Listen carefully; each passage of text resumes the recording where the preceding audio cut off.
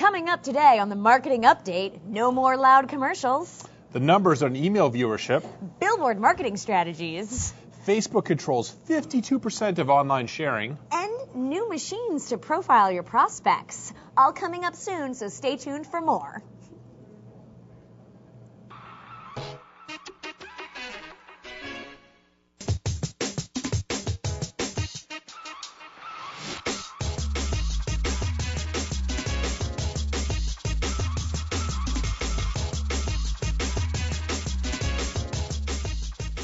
Hi, welcome to the Marketing Update. It's December 16th, 2011, and we're coming to you live from Cambridge, Massachusetts. I'm Karen Rubin. I'm Mike Volpe. As last week, we have a new hashtag, Marketing Up, MKTG Up. Include that in your tweets. We might make you famous on the show. Yeah, absolutely. Yep. All the old shows are in iTunes. There are 5-star reviews. 178 previous shows you can watch. Leave us good reviews. There you go. And you're all welcome to come watch the show. Bunch of folks in the live audience today. The next 2 weeks are not going to be on Friday. They're going to be on Wednesday and Thursday, respectively. So just know that and watch out for the schedule that is on the show where you're watching. On the website, on HubSpot.tv website. Both, yes. It will be all of those places, all everywhere. Those places, yes. Awesome. Diving into some headlines. So the first one, no more loud commercials. I'm so excited by this story. This is awesome. FCC, which is like the FTC, except it's the Federal Communications Commission, has made a regulation and... That's like saying, like, well, I'm like Karen Rubin, except I'm Mike Volpe. Like, what?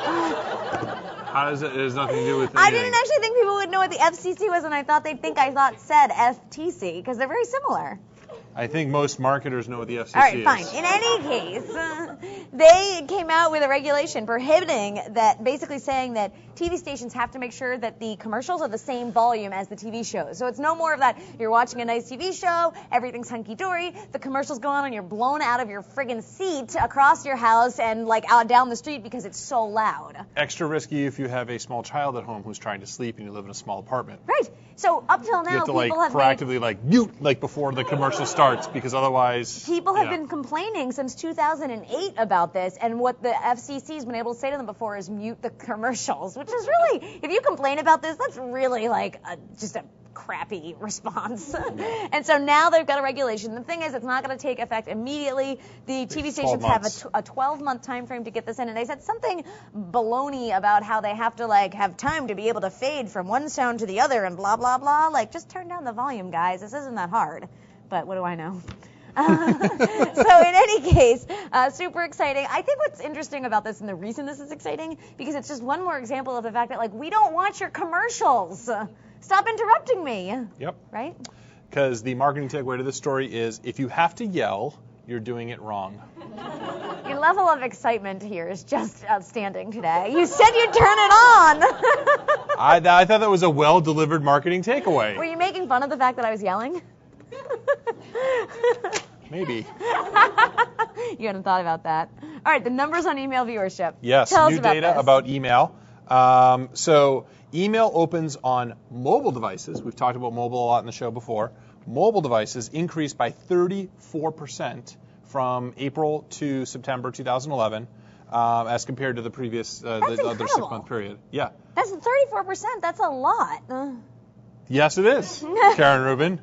It's what we've been saying. People read your emails on mobile devices, so maybe you should think about how they look on a mobile device. And they really do read your emails on mobile devices, because this is the data. What else? So for people that do use mobile devices to read email, 43% check email 4 or more times per day on that device. 4 or more times. Check my email 400 times a day. Yeah, I mean, so yeah.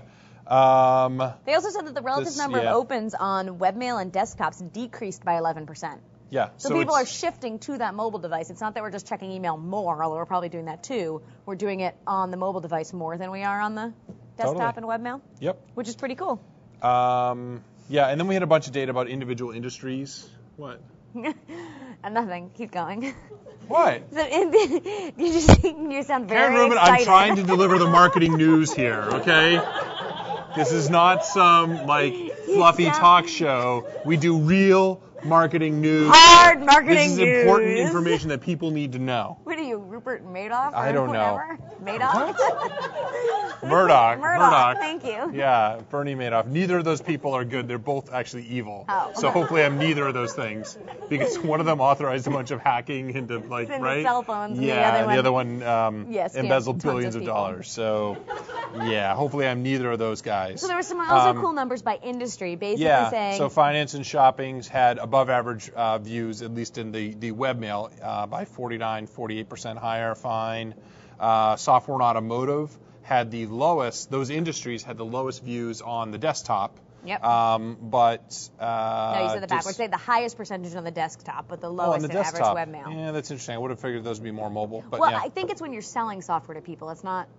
You know what I mean? Yeah. Okay. Interesting. The ones that were leading the way in the mobile email views were social networking, publishing, and entertainment. Yeah. People on the run, people doing a lot of things, I guess. Yeah. So I guess the marketing takeaway here was make sure I actually had a different one, but I'll read Mike's. Make sure your email's mobile optimized. HubSpot makes it easy. Our tool does it for you automatically, and that's a great marketing takeaway. But the other thing is it is important to know where your readers, the people that you're sending emails to, are reading, what kind of device they're reading on. So look at this industry data and see how it matches up for you.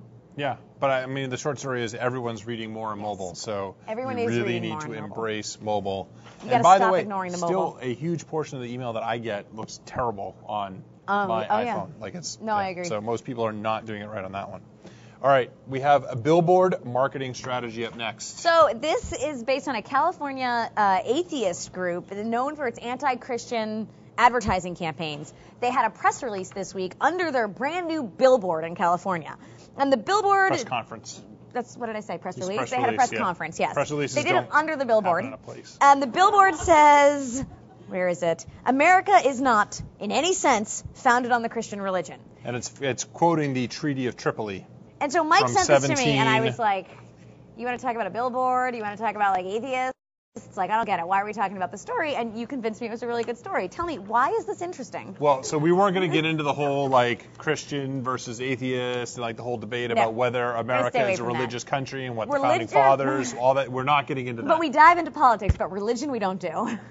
Well, but this is actually the cross between religion and politics. You're right, it is. We're not So going to it's dive even into more that dangerous. either. Yeah, exactly. So we're We'll not piss getting into off that everyone. debate. We have our own views, which are, of course, right, and everyone else is wrong. But we won't tell dive into you. what those No. are. Yes. What we will say is that the interesting part about this is you can tell that the entire thing that this group is trying to do actually has very little to do with the actual billboard. They're not trying to convert people on this highway, on the Costa Mesa highway. Yeah, it has nothing to do with the California. people driving past the billboard. It's Right. using the billboard as a conversation piece Yep. to then drive conversations and buzz and press and PR and all those Right. things, which is why they had the press conference underneath Under the the billboard and like all of that. It was something to attract attention, and there's photos of the billboard in all these blogs online, and that was really the value of doing this. It had nothing to do with like the whatever number of people drive past that billboard every single day. So I wonder if, like, when I drive actually through Connecticut between, like, the border of Massachusetts and Connecticut and Hartford, there's a couple of big billboards for strip clubs, and I wonder if they're actually trying to do the same thing. Because it's always a conversation starter with people who are driving through Connecticut. They always mention the strip club billboards to me, knowing that I'm from Connecticut. But the interesting thing about that is like that's obviously a geographically specific business. Like that's a local business. I know. So like It doesn't work. but where is the billboard like on the way to the business? It is. Okay. So I think But in there- everybody talks about it with me. Okay. So it is a conversation piece. It is. But it's interesting that billboards are something that you think about as very traditional outbound marketing. Like it's big advertising on the side of the highways, useless, right?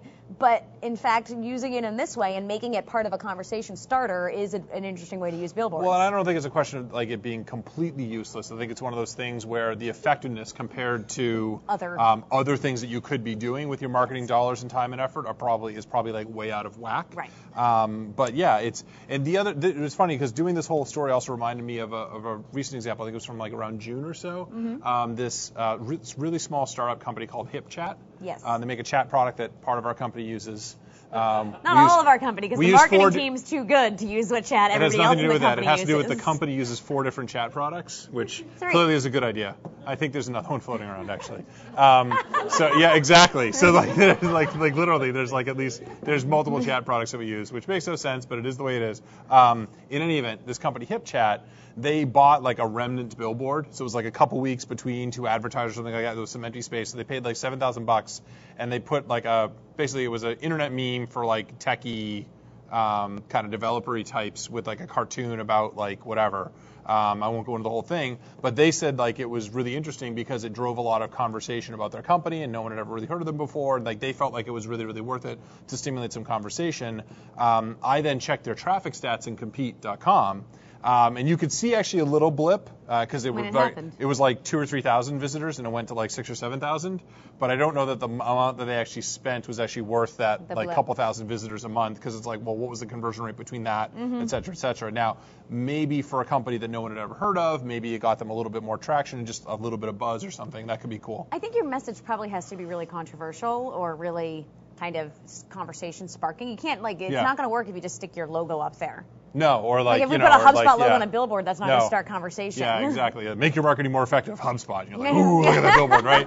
Again, because like these folks obviously did something that was very controversial message. And then the HipChat one was this like cartoon that was sort of like interesting and certainly the conversation. So I don't know. If people have other examples of interesting billboard things that they've done with billboards that have worked or not worked, but interesting things, tweet them or let us know. Maybe we'll talk about it next week. The interesting thing is that I thought about billboards, not to just riff on billboards for a while, but the old Yahoo billboard with all like the neon lights that's right by the main freeway in like downtown San Francisco, like just south of Market. It's at like, I think it's like 6th or 8th. Anyway, for those. Yes, keep going. In any event, Yahoo has done that billboard like forever, and they're pulling out of it. Right. It's like the big rumor, but it's like $60,000 or $80,000 a month. God. Yeah. Maybe HubSpot should buy it. I thought about it for a second. I was like, for a goof, like for like 1 month with like a big neon thing with like this was a waste of money, HubSpot. Like I thought that actually could be interesting, right? Or like this is my least effective marketing spend, like in my photo with like a thumbs up or something. Like I thought that would be like an interesting billboard to like put out there. People say I'm the one on this show with a big head. He wants his face on a billboard.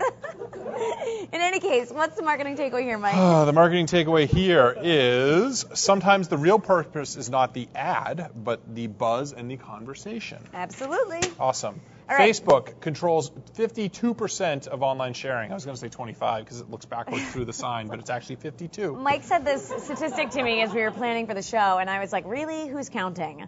Well, who's counting is Add This, I believe. Yes. So it's a social sharing thing. They have data from 11 million websites. They actually, it's a legitimate amount of data. Add This has a little JavaScript widget that you stick on your website so that people can share your website really easily. They get good data about what people are sharing with. At least, I think that it tends to be more of a consumer-centric group of sites. So there's some skewing of the data because obviously it's their audience, not whatever. But it was interesting that the vast majority of sharing that was happening was through Facebook. Yep. That was interesting. And it was up 44% from last year and 33% from the year before. So it's becoming growing. More. Yep, exactly. They said that blah, blah, blah. Some other interesting things that came. They had a infographic. 73% of the top 10 shares were related to death and disaster. We're such a morbid people. Like, all we talk about is death and disaster. And it's like Michael Jackson. It's like the earthquake and tsunami in Japan. Celebrities plus death is like the killer thing. Absolutely. Literally. They also said that Twitter is actually 52% of sharing in Japan. Yeah, People Twitter's are doing huge a lot in of Japan. Twittering in Japan. And that Google had an 8% decline this year, even with the addition of the +1 button. Yeah, interesting. It doesn't, ouch. I love Google. I think they do a lot of things right. And I actually think the product architecture of that product is actually really good.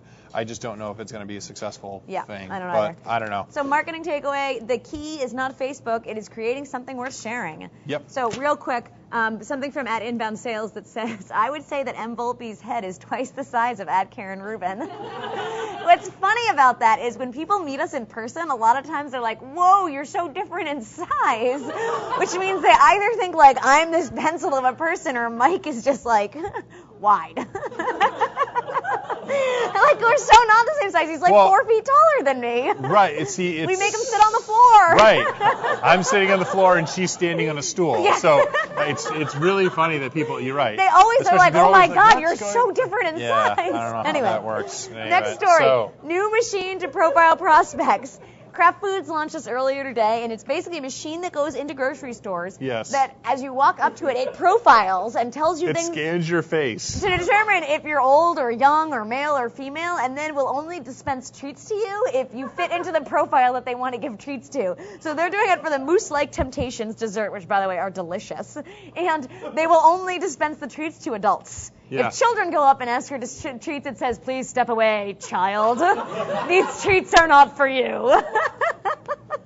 So it's this machine that's basically totally profiling. Like, if it were a human doing it, we'd be all up in arms about it. But because it's a machine, people are like, all right.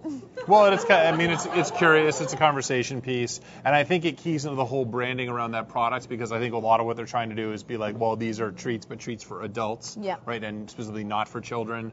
They do say that the know. food and beverage industry spends $1 billion annually on product sampling, and that it works really effectively, but only if you hit the right market. And so this is an approach to try and hit the right market. Yeah, and maybe it'll be the end of, like, you know, the people at the end of the aisle in Costco, like, dishing out, like, the samples. It's so impersonal. You know? Anyway, what's the marketing takeaway here? The marketing takeaway is experiment with new twists on old techniques, which is what they did here. Sampling something old, machine that scans you and decides if you deserve the sample or not. New. Yeah. Excellent. That brings us to the marketing tip of the week, which ties right into the last story. Try something new, even if it's just a new twist on an old technique. Yep. Mobile email we talked about, Yep. using machines to scan people and collect data on their body size and stuff. Awesome idea. Yeah. Anyway, try new things. What are you doing this weekend?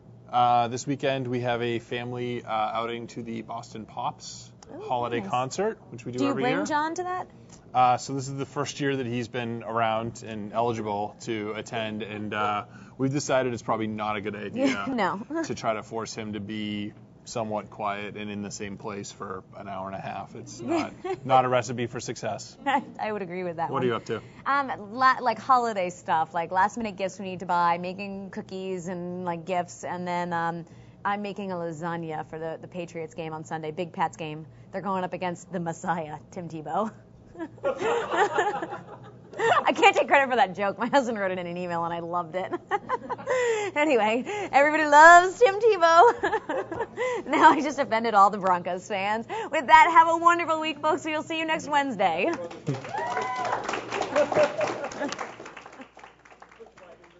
only took you like 5 minutes and then you got some of that energy.